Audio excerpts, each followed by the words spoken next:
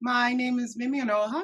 I'm based in Brooklyn in the US, and my practice looks at what happens when you try to fit the world into data and the power, relationships, and dynamics that are behind that. For how we make meaning, I'm doing my favorite thing, which is using technology to talk about non technical things. So I'm showing a bunch of different works. One of them is called The Future is Here. That's this moving image piece about the places where machine learning labor happens in the global south. And it's kind of a consideration of why those places aren't part of the narrative of things we associate with AI. There's In Absentia 2.0, which is in conversation with work that the Black sociologist W.B. Du Bois did over a century ago, which also was very data driven. And that piece addresses the difficulties he faced and the pitfalls that he fell into himself. There is Us Aggregated 3.0, which is interested in the ways that any of us who use the internet become randomly put into new groups, and that creates these strange and new versions of us that we actually don't have very much control over. There is A People's Guide to AI, which is work completed in collaboration with Diana Nucera. And that one is probably the most educational, really, of all of them. And that is a comprehensive beginner's guide to understanding AI and other data-driven systems. But it uses a popular education approach and is very much created by two artists. And so a really creative way a creative way for thinking about those things. Well, today, AI is basically used as a synonym for machine learning, which is really just one branch of the field in which computers generate rules and predictions without being explicitly programmed.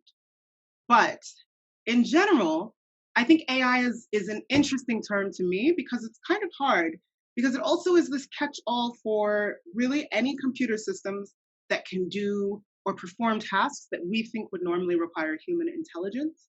And that's interesting because our benchmark for what tasks require human intelligence is constantly changing as computers are able to do more things. And so that moving goal is what makes AI so interesting to me, because it means that what happens is that the term sort of represents something different than what the definition really is. And I always find that to be interesting when there's a gap between those things. And so I'm just very fascinated with teasing apart, why is that? Okay, well, what is the narrative? Who does it really affect? How is it tied to existing ways that we've known the world? What is really new here and what isn't?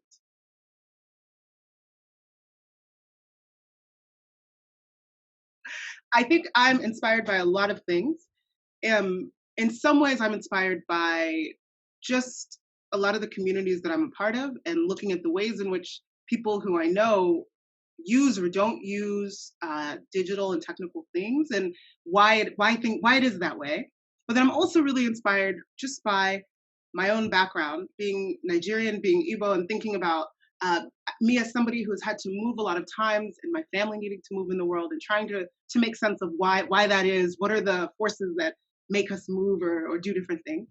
I'm really, really inspired by basically anybody who's trying to do work in the world to change it in some way and make it different, and focusing really intensely on that. And so that can be really anything. I mean, like musicians, I mean authors, I mean I don't know, even like people dancing on the street. I don't know, all sorts of things.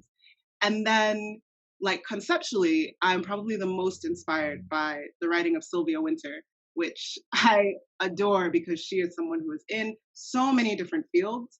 And I think so much of my work is about trying not to be in just one place and looking at the connections between different fields.